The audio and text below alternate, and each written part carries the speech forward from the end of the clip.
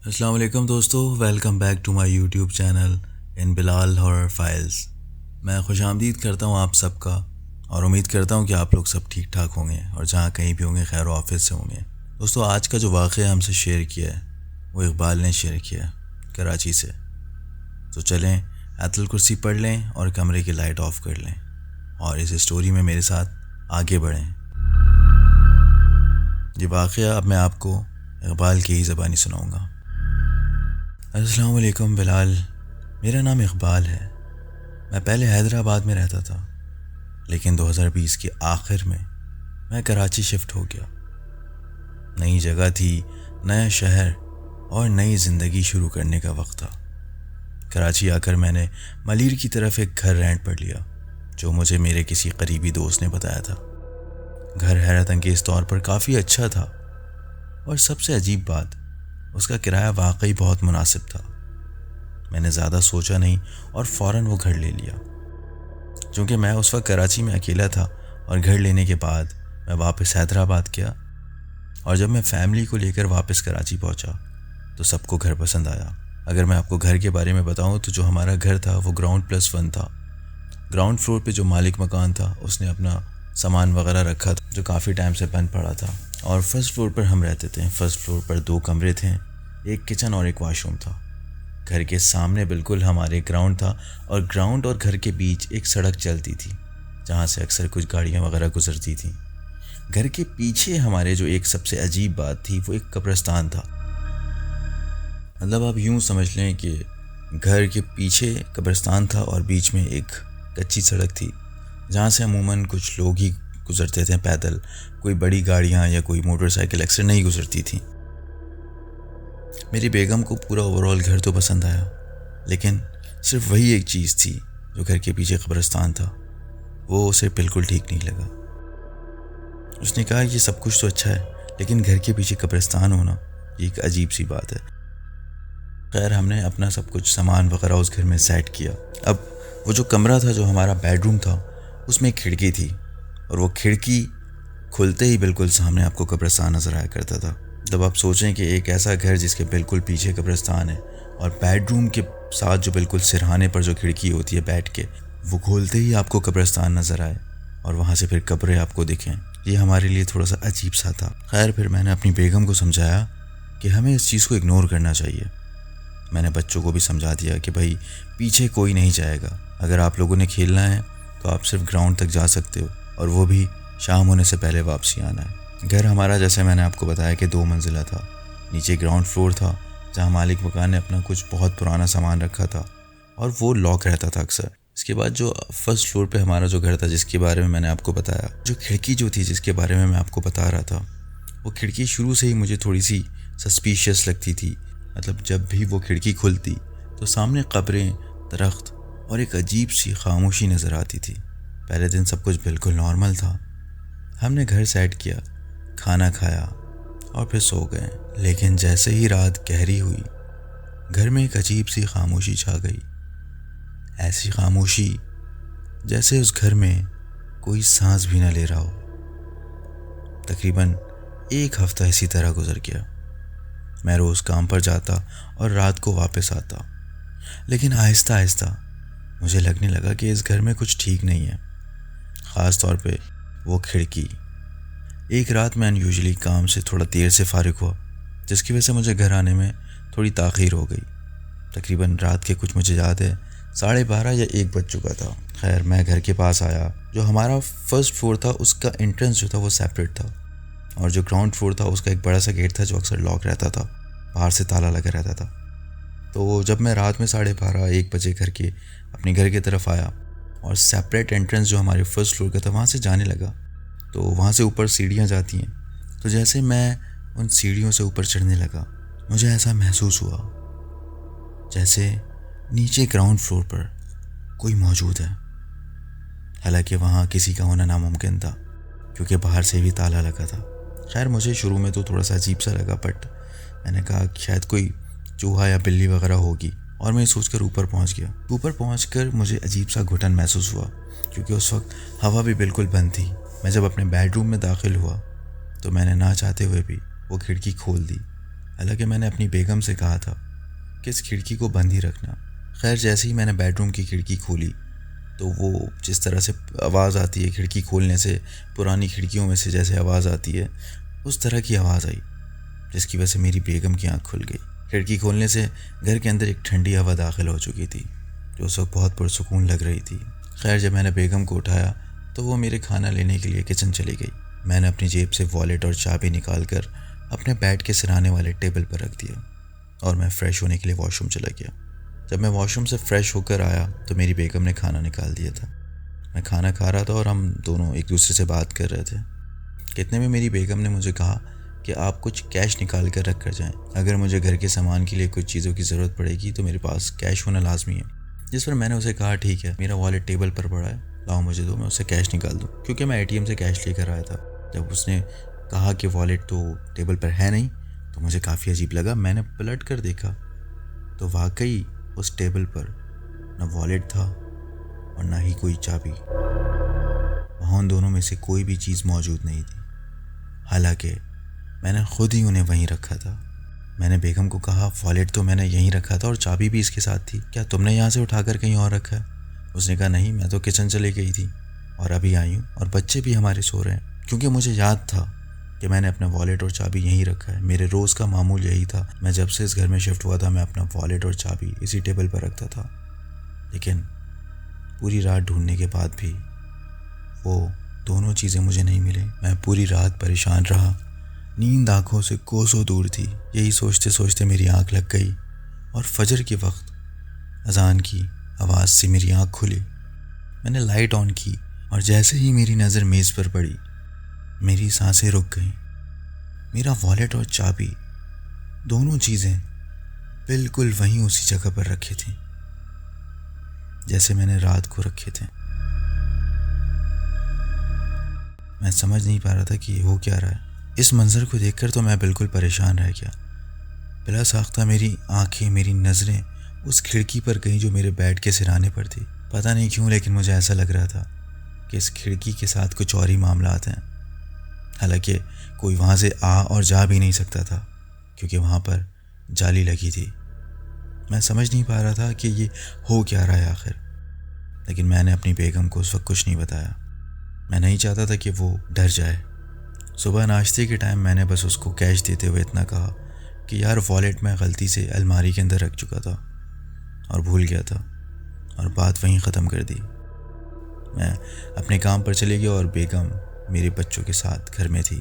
اسی طریقے سے میں گھر آیا اور اس رات ہم سب کھانا وغیرہ کھا کر پھر سو گئے، لیکن میں نے اس بار اس کھڑکی کو بند کر دیا تھا۔ تقریباً رات 1:30 بجے میری بیگم نے مجھے ہلا کر اٹھایا۔ اقبال، کھڑکی سے آواز آ رہی ہے۔ میں نے آنکھ کھولی اور دیکھا کھڑکی آہستہ آہستہ ہل رہی تھی، جیسے کوئی اسے باہر سے کھولنے کی کوشش کر رہا ہے۔ میں نے فوراً اٹھ کر کھڑکی بند کی اور لاک بھی لگا دیا، لیکن کچھ دیر بعد وہی کھڑکی خود بخود تھوڑی سی کھل گئی، حالانکہ وہ اندر سے لاک تھی۔ اب رات کے تقریباً 2:30 بج چکے تھے۔ میں نے سوچا شاید ہوا کا پریشر زیادہ ہوگا اور میں نے اس کو دوبارہ بند کر دیا، لیکن پھر رات کے تقریباً 3:30 بجے میری آنکھ کھلی۔ میں نے جیسے ہی کھڑکی کی طرف دیکھا تو میرے جسم میں ایک جھٹکا سا لگا۔ میں نے کھڑکی سے باہر قبرستان کی طرف دیکھا۔ قبرستان کے پاس ایک درخت کے نیچے کوئی کھڑا تھا۔ وہ انسان جیسا لگ رہا تھا، لیکن وہ انسان نہیں تھا اور وہ مجھے دیکھ رہا تھا۔ مجھے بہت گھبراہٹ ہو رہی تھی کہ وہ کیا چیز ہے۔ آپ یقین کریں، اپنے کمرے سے میں صرف ایک سڑک کے بعد جو قبرستان واقع تھا وہاں پر ایک قبر کے کنارے لگے پیڑ کے ساتھ اس مخلوق کو دیکھنا جو آپ کو دیکھ رہا ہو، اور میں اسی سائے کو دیکھ رہا تھا کہ اچانک نیچے گراؤنڈ فلور سے کچھ گھسیٹنے کی آواز آنے لگی، جیسے کوئی بھاری چیزوں کو ادھر سے ادھر کر رہا ہو۔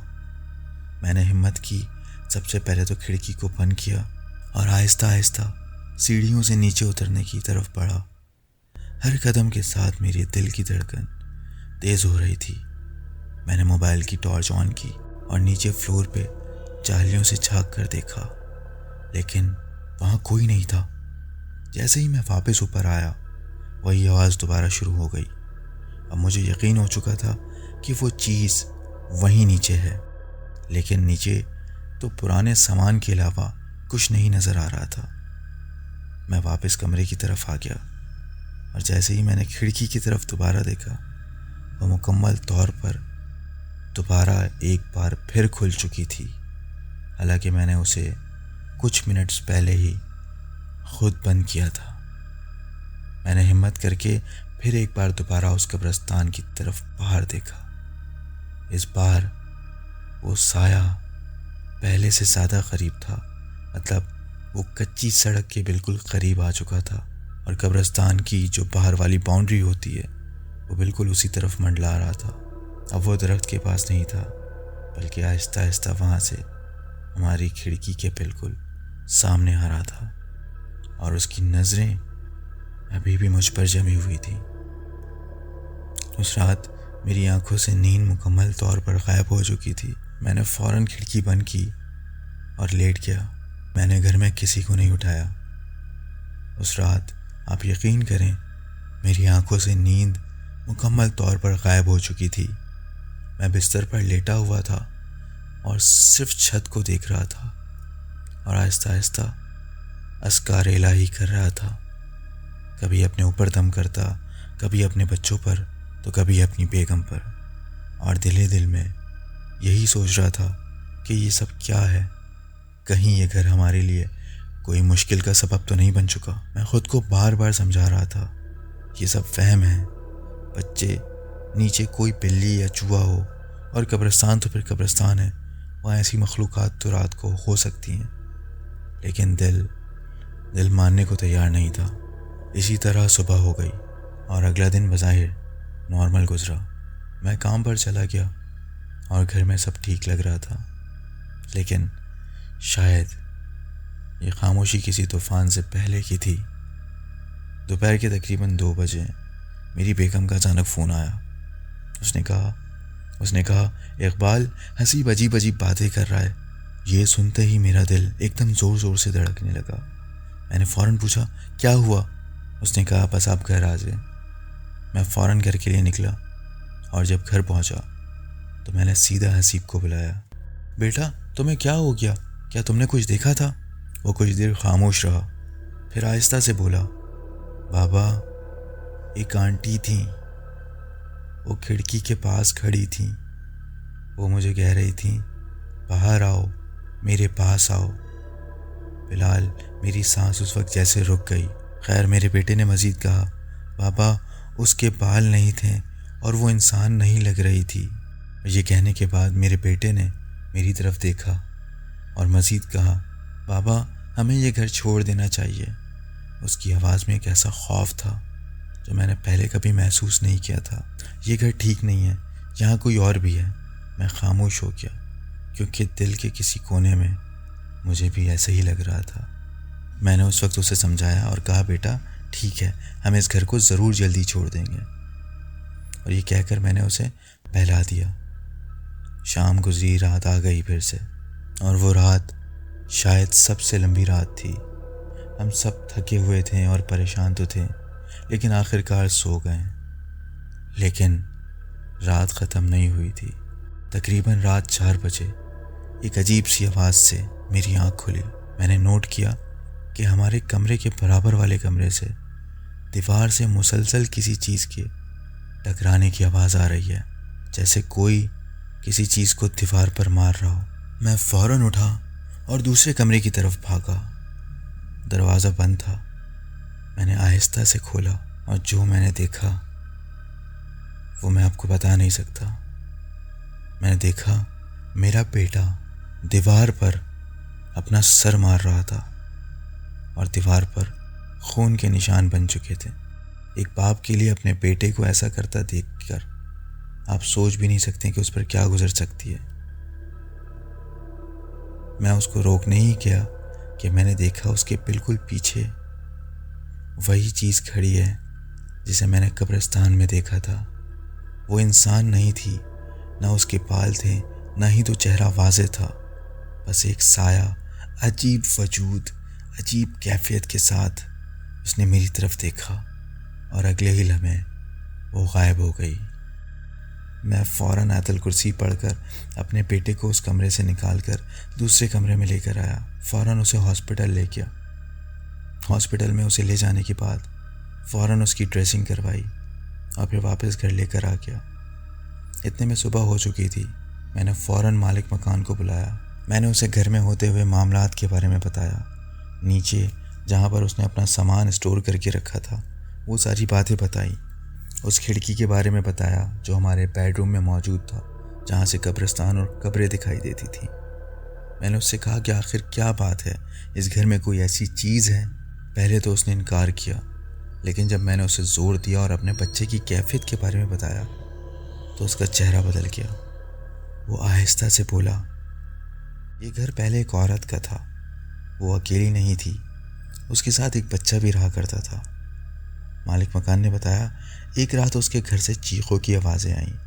جب لوگ اندر گئے تو وہ عورت مر چکی تھی۔ میں نے کانپتی ہوئی آواز میں اس سے پوچھا، اور بچہ، اس کا کیا ہوا؟ مالک مکان نے کہا، وہ بچہ ہمیں کبھی نہیں ملا۔ اس نے کہا کہ اس سے پہلے جو کرایہ دار تھے وہ کہتے تھے کہ نیچے گراؤنڈ فلور پہ ہمیں کوئی بچہ دکھائی دیتا ہے، کبھی وہ کسی کے ساتھ کھیلتا ہے تو کبھی وہ سامان کو ہلاتا چلاتا ہے اور کبھی ان پر چڑھ کر چھلانگیں لگاتا ہے، اور اسی وجہ سے ہم نے نیچے والا فلور کسی کو نہیں دیا۔ ہم نے صرف اپنا پرانا سامان یہاں پر رکھا ہے تاکہ کسی کو نقصان نہ ہو۔ بلال، مالک مکان کی یہ باتیں سن کر اسی دن ہم نے فیصلہ کیا کہ ہم یہ گھر چھوڑ دیں گے۔ میں نے اس ایریا سے دور کہیں اور گھر ڈھونڈنے کا فیصلہ کیا، لیکن شاید بہت دیر ہو چکی تھی۔ ابھی بھی ایک رات ہماری اس گھر میں باقی تھی۔ ایک بار پھر اس گھر میں رات ہوئی، اور رات کو ایک بار پھر کھڑکی خود بخود پوری کھل گئی اور ایک برف جیسی ٹھنڈی ہوا کمرے میں داخل ہوئی۔ وہ جو چیز کوئی بھی تھی، کوئی سی بھی مخلوق تھی، اب کمرے کے اندر تھی، میرے بچوں اور میری بیگم کے بالکل قریب تھی۔ جب وہ کھڑکی کھلی اس کی آواز سے میری بیگم بھی اٹھ گئی، اور جب میری بیگم نے اس چیز کو اپنے پاس دیکھا تو میری بیگم چیخنے لگی۔ میں نے فوراً اسے سنبھالا اور آیت الکرسی پڑھنا شروع کر دیا۔ بلال، آپ یقین جانیں، ایک کمرہ جہاں سے کھڑکی کھل کر کوئی ایسی مخلوق اندر داخل ہوئی ہو، پیچھے قبرستان اور نیچے عجیب و غریب آوازیں آنا، اور میں، میری بیوی، میرے دونوں بچے میرے ساتھ، میں نے تینوں کو اپنے پاس لیا اور کمرے کے ایک کونے میں دبک کر بیٹھ گیا۔ میں فوراً آیت الکرسی پڑھنا شروع ہو گیا۔ اللہ کا کرنا ایسا تھا کہ اس ٹائم فجر ہو رہی تھی، اور اسی کھڑکی سے، جس کھڑکی سے قبرستان کا خوفناک منظر سامنے دکھتا تھا، وہیں سے اذان فجر کی آواز میرے اس کمرے تک داخل ہونے لگی، اور وہ چیز آہستہ آہستہ پیچھے ہٹنے لگی، لیکن اس کی نظریں اب بھی ہم پر جمی ہوئی تھیں۔ بلال، آپ یقین کریں، میں اپنی بیوی بچوں کے ساتھ فوراً اس کمرے سے نکل کر اس گھر سے باہر نکل گیا، اور باہر کسی پڑوسی کے گھر جا کر میں نے کچھ دیر کے لیے اپنی بیوی اور دونوں بچوں کو ٹھہرایا اور انہیں بھی سب کچھ اس واقعے کے بارے میں بتایا۔ بلال، ہم نے فوراً اس گھر کو چھوڑ دیا، کچھ بھی ساتھ نہیں لیا، بس اس رات بچوں اور بیوی کو لیا اور اس ایریے سے ایک دوسرے ایریے کی طرف روانہ ہو گیا۔ لیکن آج بھی رات کو کسی بھی کھڑکی سے باہر دیکھتا ہوں تو مجھے ایسا لگتا ہے کہ وہ اب بھی مجھے دیکھ رہی ہے۔